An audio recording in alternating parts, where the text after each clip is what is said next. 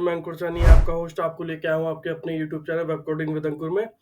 आज हम बात करेंगे हुक्स एंड रिएक्ट जेएस के बारे में। ठीक है, इससे पहले वाली वीडियो में मैंने बात करी थी फॉर्म वैलिडेशन, और उससे पहले वाली वीडियो में मैंने बात करी थी कि फॉर्म डेटा को हम कैसे हैंडल कर सकें। मैंने फॉर्म डेटा को कैसे हैंडल करना है और साथ ही मैंने फॉर्म वैलिडेशन के हम रिएक्ट जेएस में कैसे यूज कर सकते हैं वो सब मैंने आपको अपनी पुरानी वीडियो में बताई है। अगर किसी ने मेरी वो वीडियो नहीं देखी है तो मेरी इस आइकन पे क्लिक करके मेरी वो वीडियो देख सकता है।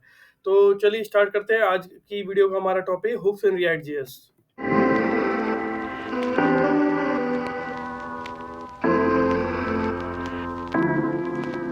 जैसा कि आपने थंबनेल में देख ही लिया होगा कि आज हम बात कर रहे हैं React hooks in React JS में।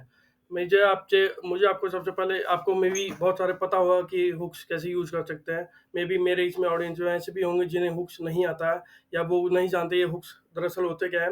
अगर मैं सिंपल एक वर्ड्स में कहूँ तो हुक्स क्या होते हैं, वो एक तरह के सिंपल फंक्शंस होते हैं जो कि हम जैसे यूज स्टेट हम यूज करते हैं, या कुछ हमारे पास ऐसे लाइफ साइकिल मेथड होता है जो कि हम पिछली जो मेरी वीडियो जिसने किसी ने भी देखी है, हमारे पास उसमें different different life cycle method होते हैं, तो वो क्लास कंपोनेंट के लिए होते हैं। बट फंक्शनल कंपोनेंट के लिए हमारे पास ऐसा कोई मेथड नहीं है। उन चीज को हमें अपने फंक्शनल कंपोनेंट में यूज करने के लिए हुक्स इंट्रोड्यूस करे गए थे, और ये इंट्रोड्यूस करे गए थे रिएक्ट के 16.8 वर्जन में। तो और वैसे हुक्स होता क्या है कि ये एक सिंपल फंक्शन होता है जिससे कि हम वो जो लाइफ साइकिल मेथड यूज होते हैं जो हम क्लास कंपोनेंट में हमने यूज करे हैं वो हम अपने फंक्शनल कंपोनेंट में यूज कर सकते हैं। ठीक है, तो चलिए देखते हैं। अभी आज मैं आपको ये बताऊंगा कि रिएक्ट हुक्स दरअसल क्या होता है। ठीक है, तो मेरे पास एक यहाँ लाइब्रेरी है, वहाँ हम देखेंगे कि हुक्स हमारे पास हमें कहाँ से मिलते हैं।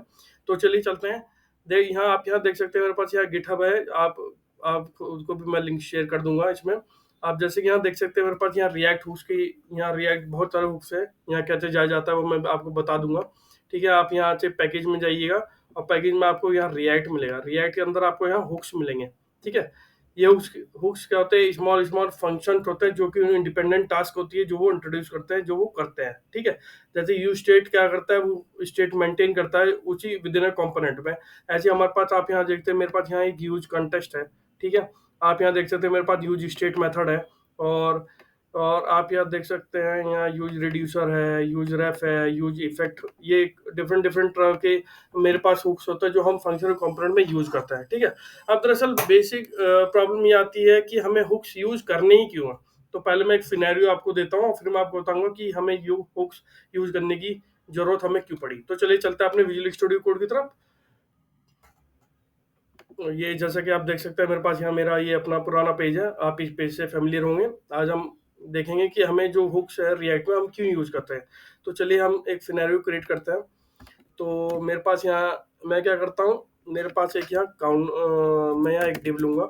ठीक है, और मैं यहाँ एक काउंटर ले लूंगा। ठीक है, और मैं इसमें 15 ले लूंगा, मैं भी अमल ले लूंगा। ठीक है, और मैं यहाँ क्या करूँगा, एक बी आर स्टेटमेंट दूंगा, और मैं दो बटन लूंगा। आप इंक्रीमेंट कर सकते हैं, आप इंक्रीमेंट ले सकते हैं बटन। ठीक है, और स्पेस लूंगा मैं इस बटन में। मैं इसमें बताना चाह रहा हूँ कि कैसे मतलब हम हुक्स यूज करने की जरूरत क्यों पड़ी। ठीक है, तो ये सेव हो गया। ठीक है, अब देखते हैं कि हमारे यूआई पे क्या डिस्प्ले हुआ। ठीक है, कोई इशू नहीं है हमारे पास ऑलरेडी ये है रिएक्ट हुक्स है, और हम कंट्रोल ओपन कर लेते हैं। ठीक है, तो मैं कंट्रोल छोटा, ठीक है। आप देखेंगे अभी कोई इशू नहीं है हमारे पास, हमें अभी इंक्रीमेंट और डिक्रीमेंट कुछ नहीं होगा। काउंटर मेरी वैल्यू 1 है। ठीक है, अभी क्या करता हूँ मैं कि मैं अपनी काउंटर की वैल्यू को मैं यहाँ सेट करता हूँ। ठीक है, तो मैं यहाँ लिखता हूँ let counter is equal to 1। ठीक है, कोई इशू नहीं है, मेरे पास एक काउंटर वेरिएबल है, और इस काउंटर वेरिएबल को मैं यहाँ सेट कर दूंगा। मैं यहाँ से काउंटर ले लेता हूँ। ठीक है, मेरे ख्याल से कोई इशू तो नहीं होना चाहिए क्योंकि मैंने यहाँ उस वैल्यू को मैंने यहाँ असाइन कर दिया।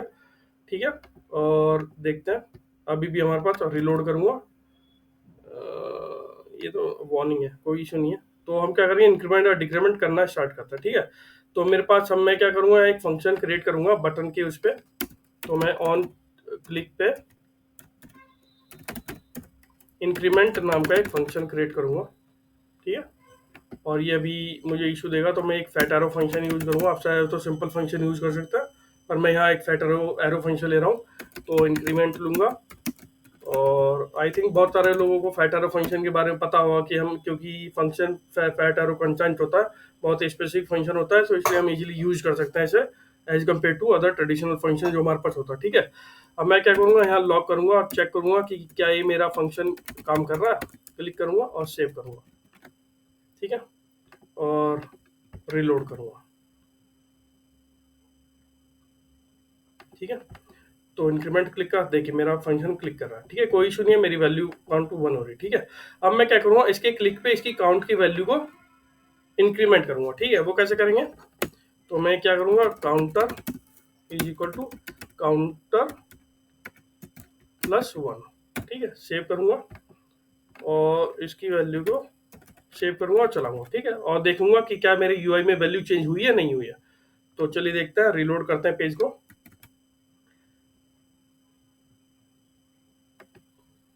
और इंक्रीमेंट पे क्लिक करूँगा, ये देखिए क्लिक हुआ, क्लिक हुआ, क्लिक हुआ, क्लिक हुआ, क्लिक हुआ, लेकिन काउंटर की वैल्यू इंक्रीज नहीं हुई है।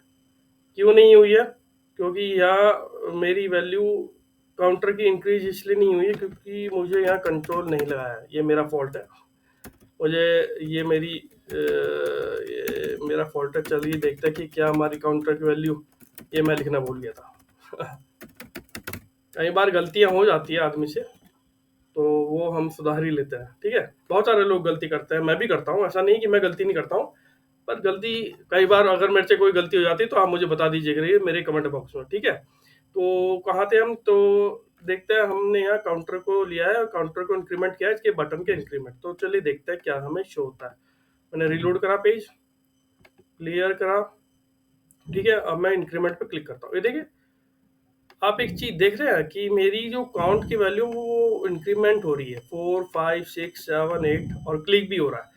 लेकिन प्रॉब्लम ये है कि मेरा इस काउंटर की वैल्यू में कोई इफेक्ट नहीं पड़ रहा है। ऐसा क्यों, यहाँ मेरी वैल्यू तो बदल रही है, जैसा कि आप देख सकते हैं यहाँ मेरी काउंटर में काउंट +1 कर रहा हूँ मैं, काउंट की वैल्यू मेरी 7, मेरी काउंटर की वैल्यू बढ़ रही है, इंक्रीमेंट हो रही है, 2 3 4 5 6 7। एक बार हम दोबारा करके देख लेते हैं, अच्छा क्लियर कर लेता हूँ, 2 3 4 5 6 7। ओके, ये मेरे काउंटर की वैल्यू सही से इंक्रीमेंट होती है, लेकिन मेरा यूआई चेंज नहीं हो रहा है। ऐसा क्यों हो रहा है, क्योंकि यूआई चेंज करने के लिए स्टेट, क्योंकि यूआई चेंज करने के लिए आप डायरेक्टली किसी भी वेरिएबल में वैल्यू असाइन करके आप इसका यूआई चेंज नहीं कर सकते। First of all react JS में ऐसा नहीं है। रिएक्ट जेएस ये तब काम अपने एंड पे अपना आप करता है, और वो करता है with the help of hooks. ठीक है, आपको जैसा भी पता है कि जब भी रिएक्ट हुक की, जब भी कोई चीज चेंज होती है, क्या वो स्टेट चेंज हो या कोई भी ऐसी अलग कोई हुक चेंज होगा, जैसे यूजी स्टेट चेंज हुआ, या कोई स्टेट चेंज हुई, या कोई जैसा हम यूजी इफेक्ट कोई चेंज हुआ,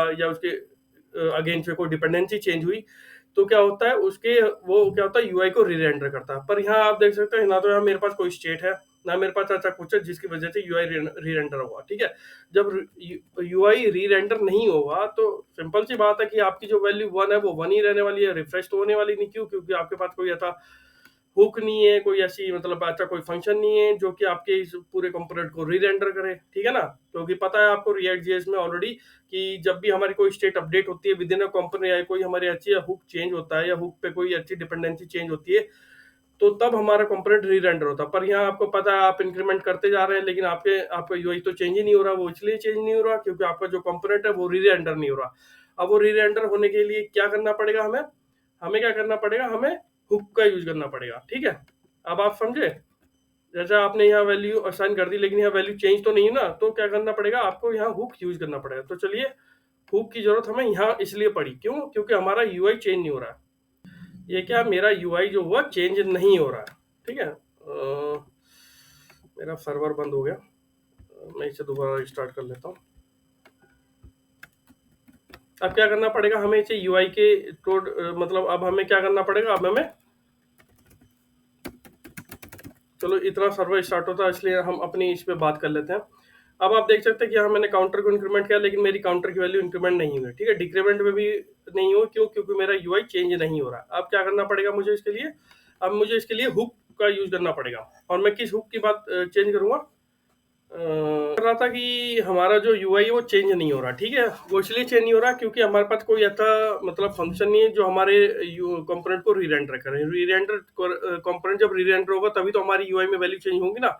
और उसे हमें कंपोनेंट को री-रेंडर करने के लिए हमारे कुछ ना कुछ ऐसे फंक्शन होते हैं जो हमें React.js प्रोवाइड करता है, ठीक है? तो अभी हम क्या करेंगे, अभी हम यहाँ काम करेंगे यूज स्टेट का। अभी मैं आपको यहाँ यूज स्टेट का मेथड करके बताऊंगा। तो उसके लिए हम क्या यूज करेंगे, यूज स्टेट में लिखूंगा। आप देख सकते हैं जैसे ही आप टाइप करोगे तो विजुअल स्टूडियो आपका इंटेलिजेंस यूज करके आपका यूज स्टेट आपको दे देगा, ठीक है? इस पे आप क्लिक करोगे तो आपका यहाँ ऑटोमेटिकली इसे एजम्पशन आपका ऐड हो जाता है, ठीक है? अब यूज स्टेट आ गया। अब यूज स्टेट के अंदर क्या होता है, एक ये क्या एक तरह के हुक होता है, ठीक है? एक तरह का हुक होता है। आप इसके अंदर कुछ भी डिफॉल्ट वैल्यू ले सकते हो, आप जीरो ले सकते हो, आप ऑब्जेक्ट ले सकते हो, आप एरे ले सकते हो, डिपेंड करता है कि आपकी क्या रिक्वायरमेंट है, ठीक है? तो मैं क्या करता हूँ, यहाँ इसके ठीक सामने ये हमें दो वैल्यू देगा। इसमें से मुझे एक एरे टाइप की मुझे एक एरे मिलेगा जिसमें मैं दो वैल्यू सेट करूंगा। अभी के लिए मैं इसे काउंटर ले रहा हूँ। आप चाहो तो कुछ भी ले सकते हो, ठीक है? लेकिन मैं अभी के लिए हम काम कर रहे हैं काउंटर पे, तो अभी मैं काउंटर ले लेता हूँ। और आगे मेरे पास होगा एक सेट काउंटर जो कि वैल्यू उसकी सेट करेगा ऑन उसकी रिलोड पे, जो कि मतलब ये एक फंक्शन है तो जो वैल्यू सेट करता है इस पर्टिकुलर वेरिएबल की, ठीक है? ये भी इशू इसलिए दे रहा है क्योंकि मैंने काउंटर को वैल्यू सेट करी है। यहाँ हमने ऑलरेडी काउंटर की वैल्यू 1 ले रखी है, तो मैं क्या करता हूँ, यूज स्टेट में भी 1 ले रखता हूँ। आप चाहो तो कुछ भी ले सकते हो, ठीक है? तो चलिए क्या करते हैं, अभी हमें इशू क्यों दे रहा है कि क्योंकि काउंटर क्या है, कांस्टेंट वैल्यू है, तो आपकी काउंटर की वैल्यू ऐसे चेंज नहीं हो सकती है, ठीक है? तो आप इसे बंद कर तो आप इसे हटा दीजिए, ठीक है? सेव करते हैं और अब देखते हैं कि हमारी काउंटर में क्या आएगा, ठीक है? अभी सेट काउंटर की वार्निंग इसलिए दे रहा है क्योंकि मैंने सेट काउंटर यूज नहीं किया, ठीक है? अब हमें सेट काउंटर की हेल्प से क्या करेंगे, इस काउंटर की वैल्यू को इंक्रीमेंट करेंगे। तो चलिए देखते हैं, अभी रीलोड करते हैं, ठीक है? ये बंद करते हैं और F12 ओपन करते हैं और देखते हैं इंक्रीमेंट, ठीक है? ठीक है, अब ये हमारी काउंटर की वैल्यू 1 आएगी क्योंकि इंक्रीमेंट नहीं हो रहा, क्योंकि ठीक है ये मैंने हुक लगा दिया। तो इंक्रीमेंट करने के लिए क्या यूज करेंगे हम, तो हम यूज करेंगे, हमारे पास होता है एक सेट काउंटर जो ये आप दिखा रहे हैं, सेट काउंटर आप क्लिक करेंगे और काउंटर की वैल्यू को +1 कर देंगे, ठीक है? काउंटर +1, मैं अपनी वैल्यू को +1 से इंक्रीज करूंगा, ठीक है? और इस कंट्रोल को आप ऊपर ना करके आप कंट्रोल को नीचे कर सकते हो, ठीक है? ताकि आपको पता रहे, ठीक है? जैसी वैल्यू चेंज होगी तो आप देखेंगे, जैसे मेरा सेट काउंटर में वैल्यू अपडेट होगी वैसे ही मेरा ये यूआई रेंडर होगा और आपको यहाँ वैल्यू अपडेटेड वैल्यू दिखा देगी। चलिए अब मैंने कंट्रोल में भी चेक करवा लिया और डिस्प्ले करवा रहा हूँ कि क्या मेरी कंट्रोल में वैल्यू चेंज होगी। अब तो रिलोड करते हैं और मैं इसे क्लिक को अभी के लिए कमेंट आउट कर देता हूँ। ये मैंने कमेंट आउट किया और सेव किया, ठीक है? तो चलते हैं, रीलोड करते हैं अपने पेज को और क्लिक करते हैं। ये देखिए, आप देख रहे हो यहाँ मेरी अभी तक क्या हो रहा था, अभी तक मेरी कंट्रोल में वैल्यू इंक्रीमेंट होती थी, यूआई पे इंक्रीमेंट नहीं हो। लेकिन आप जब आप क्लिक करोगे तो अब देखो, आप यूज स्टेट हुक जो आपने यूज किया उसके बेस पे आपने यूआई भी रीरेंडर होगा, जिसकी वजह से आपकी काउंट की वैल्यू +8 9 10 अब होती चली जा रही है, ठीक है? ठीक है, ऐसे हो रहा है। ये क्यों हो रहा है, क्योंकि जब भी आपकी स्टेट चेंज हो रही है तो ये यूज स्टेट हुक क्या करता है, आपके कंपोनेंट को रीरेंडर करता है, ठीक है? अब क्या करेंगे, अब हम इसके ठीक इसी के लिए हमने एक डिक्रीमेंट भी बनाएंगे। आप आई होप आपको ये हुक क्यों यूज करते हैं हम समझ में आ गया होगा। तो मैं डिक्रीमेंट के लिए एक फंक्शन यहाँ दूंगा ताकि मेरी वैल्यू डिक्रीमेंट हो। तो यहाँ जल्दी से एक मैं क्लिक पे मैं एक डिक्रीमेंट फंक्शन बनाता हूँ, क्लिक करूंगा और इस डिक्रीमेंट को मैं यहाँ कांस्टेंट फंक्शन एरो फंक्शन बनाऊंगा और इसे इसकी वैल्यू को डिक्रीमेंट करो। अब डिक्रीमेंट हम कैसे करेंगे, ठीक है? वैसे ही जैसे हमने इंक्रीमेंट करा था सेट काउंटर, तो हम क्या करेंगे, या लिखेंगे सेट काउंटर और काउंटर की वैल्यू को 1 से माइनस कर देंगे, ठीक है? सेव करते हैं और रीलोड करेंगे, ठीक है? तो चलते हैं, अब देखते हैं कि हमारा माइनस पे भी हमारा काउंटर वैल्यू माइनस होगी नहीं। अभी बाय डिफॉल्ट वैल्यू 0 है। अभी क्या करते हैं, अभी बाय डिफॉल्ट वैल्यू 1 की बजाय हम क्या करते हैं, हम इसे 0 ले लेते हैं, ठीक है? तो चलते हैं, तो देखिए 0 आ गया और मैं करता हूँ 10 तक इंक्रीमेंट करेंगे फिर हम डिक्रीमेंट करेंगे। तो क्लिक करते हैं, ये देखिए आपका यूआई भी चेंज हो रहा है आपके कंट्रोल में। अब हम 10 तक आ गए, अब हम इसे डिक्रीमेंट करेंगे। ये देखिए डिक्रीमेंट भी हो रहा है। ये यूआई पे इसलिए नहीं आ रहा क्योंकि मैंने इसके उसमें कंट्रोल पे काउंटर की वैल्यू नहीं लगा, इसलिए यूआई पे नहीं आ रहा, ठीक है? लेकिन यहाँ ये माइनस में चला जा रहा है, ठीक है? अब ये आपको खुद, अब मैं आपको एक यहाँ वो देता हूँ, एक क्वेश्चन करने के लिए। अब आपको ये करना है कि मेरा ये जब मैं इंक्रीमेंट करूँ तो इंक्रीमेंट 0 के बाद के 1, 2, 3 जाए, लेकिन जब मैं डिक्रीमेंट करूँ तो 0 से माइनस में ना जाए। अब ये आज के लिए आपका टास्क यही है कि आपको ये करना है कि डिक्रीमेंट में 0 से नीचे ना जाए। आई होप कि आपको मतलब कि रिएक्ट हुक्स कैसे यूज़ कर सकते हैं, मैंने आपको इस एग्ज़ाम्पल से समझाने की कोशिश कराई है। आई होप आपको ये वीडियो पसंद आया होगा। मैं आने वाली वीडियो में बाकी और भी हुक्स जो उसमें रिएक्ट जेएस में यूज़ करता है, मैं आपको उन चीज़ों को कवर करूँगा और आपको बताऊँगा कि कैसे यूज़ करते हैं, क्या-क्या इनके फीचर्स होते हैं और ये क्यों यूज़ करता है। ये मैंने आपको पहले ही बता दिया है कि बेसिकली ये स्मॉल फंक्शन होता है जिसकी life cycle react life cycle में बहुत ही यूज़फुल होता है। आने वाले में मैं डिफरेंट डिफरेंट तरह के आपके यूज़ स्टेट, आपके रिएक्ट में जो हुक्स होते हैं, मैं आपको डिटेल्ड छोटे-छोटे एग्ज़ाम्पल आपको करके दिखाऊँगा ताकि एक आपको अच्छा डिस्क्रिप्शन मिल जाए, ठीक है? आपको एक अच्छी नॉलेज हो जाए रिएक्ट में हुक्स के बारे में। आई होप आपको ये वीडियो पसंद आया होगा। मेरे चैनल को लाइक कीजिए, सब्सक्राइब कीजिए। एक चीज़ और है कि आप मेरे वीडियो को देख रहे हैं, पसंद कर रहे हैं, मुझे बहुत अच्छा लग रहा है। लेकिन बहुत सारे यूज़र क्या होता है, वो देख रहे हैं लेकिन सब्सक्राइब नहीं चलता है। तो मैं चाहता हूँ कि आप भी मेरे चैनल को सब्सक्राइब कीजिए ताकि आपको यूज़फुल वीडियो मिलते रहें।